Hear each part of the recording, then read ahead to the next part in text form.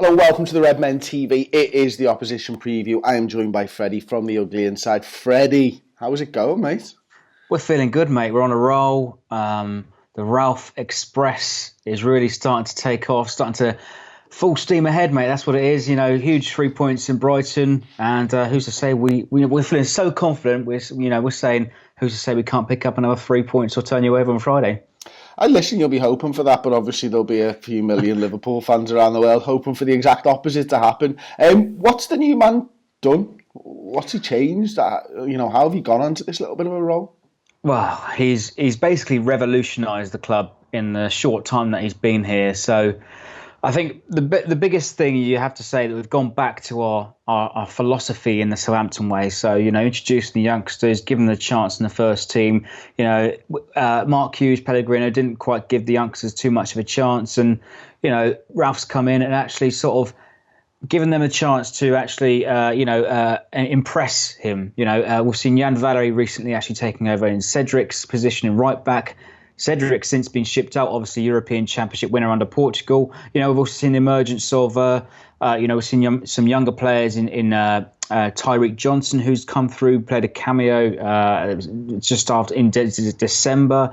But, we've also seen a few others make the first team appearance as well. But most importantly, he's got the best of what we've got. You could say that the team's a little bit weaker than what he took over with, but he's got the best out of perhaps three players in particular. Pierre-Emile Højbjerg, who's took up the captaincy, looks like he's going to be a permanent captain now. Wears his heart on his sleeve, scored at the weekend, scored a belter earlier on in the season.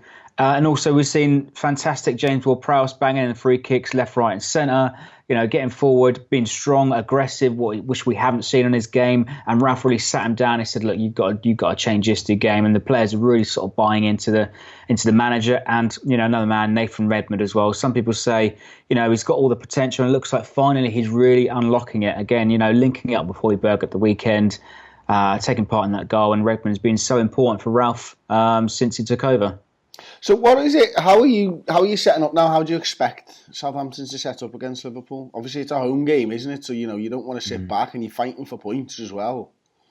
So we made a change or two at the weekend. We reverted back to a back four, and actually Vestergaard apparently picked up a little knock. So, we missed a little bit of height, and we have been playing a 5-3-2 recently, or a 5-4-1.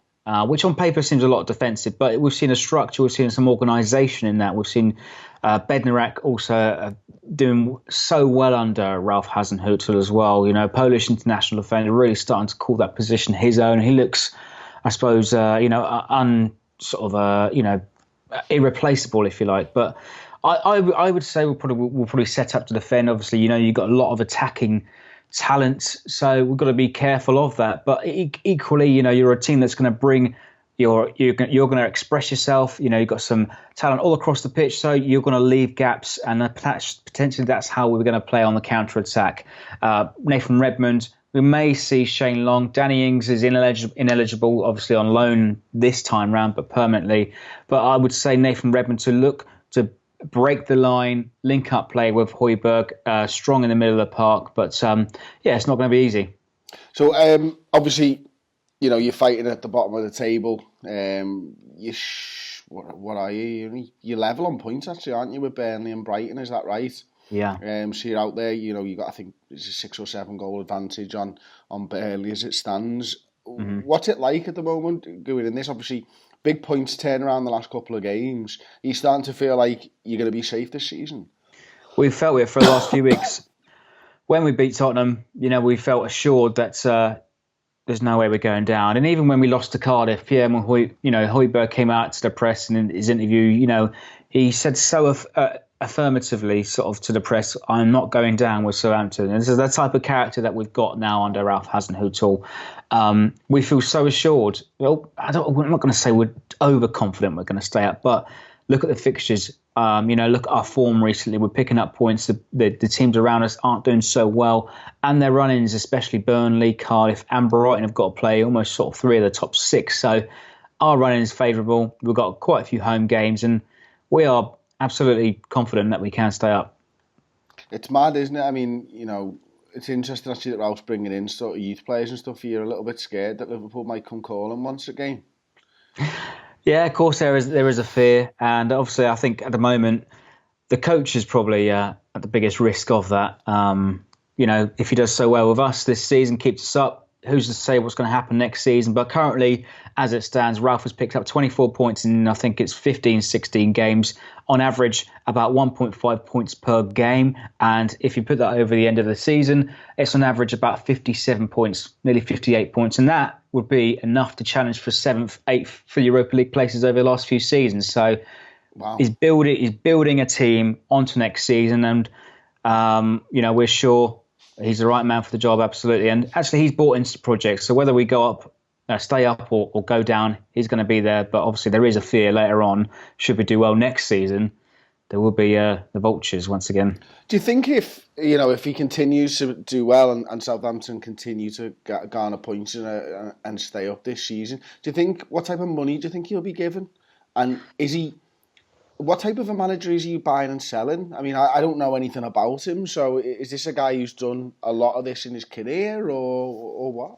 Well, firstly, January there was no war chest. We had no money to spend because most of it is actually put on a future acquisition from a certain Mr. Danny Ings. But I'm sure there will be at least a few more bob in the pockets, in the purse, if you like, in the summer. And of course, there's some players that have been on the radar that he played under with RB Leipzig. So there's a few players there that he wants players to play for him. So that's the reason why I've seen so many players shipped out. International players, first team players like Wesley Hoot, Cedric, a handful of others. So he'll be buying into players that believe in him, believe in his philosophy, and actually want to fight for his teammates, fight for his, fight for the fans as well. So I think ultimately we need a defender, perhaps one from each position, a defender, a striker, and a midfielder, really to just shore up the middle of the park, the spine of the team, if you like.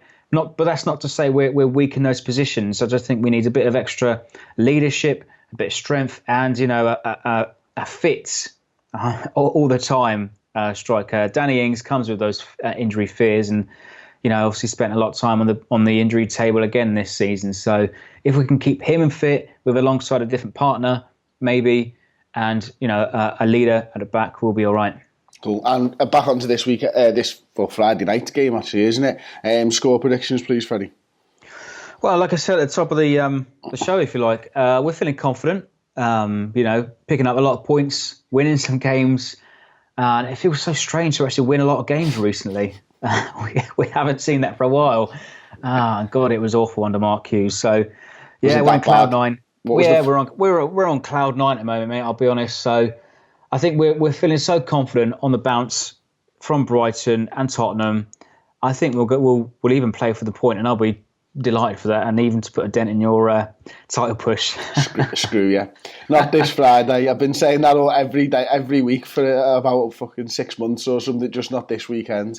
It's going to happen sooner or later. Liverpool, I think, will drop points. A Friday night game, it's an unusual circumstance, isn't it, for most teams? Probably the team that reacts best to that might actually go on and do well. I think it's just a strange one, Friday night football. Have you had any of them this season? We've had some Monday games, played Brighton on a Monday, but I prefer a Friday over a Monday. It's the start of the weekend. There's no work to get back to for the next day. But I imagine there will be fanfare and fireworks, flamethrowers, and God knows what else for the TV cameras on Friday run. So I don't subscribe to all that. I think football should be football. Keep it in the stands, generate your atmosphere with your feet and your hands. None of this clappers and bloody fireworks and fanfare. God knows what else. It's fucking mad. I remember doing Wolves away, and it was like we played them on a Friday night, and it was mad. But we didn't go to that one. I went to the cup game against them when we got beaten. When Lovren went off injured actually in the first few minutes and stuff, and it started, and I was laughing. It was so corny. Like, I love it when I'm going the American footy and all that. Like, you go down to Twickenham and you go down to Wembley or whatever, and you get involved, but it's not football. It's just weird. Listen, I hope that you guys stay up. I said last season, or maybe earlier in the season, that I'm a bit bored of Southampton being in the league. I take that back now. I kind of do want you to stay up. So hopefully you do. Hopefully you don't get the points this Friday night anyway. Thanks very much for joining us, Freddie.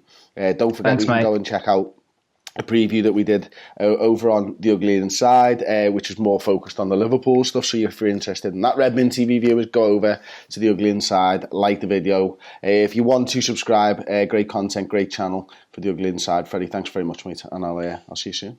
Thanks, mate. Appreciate it.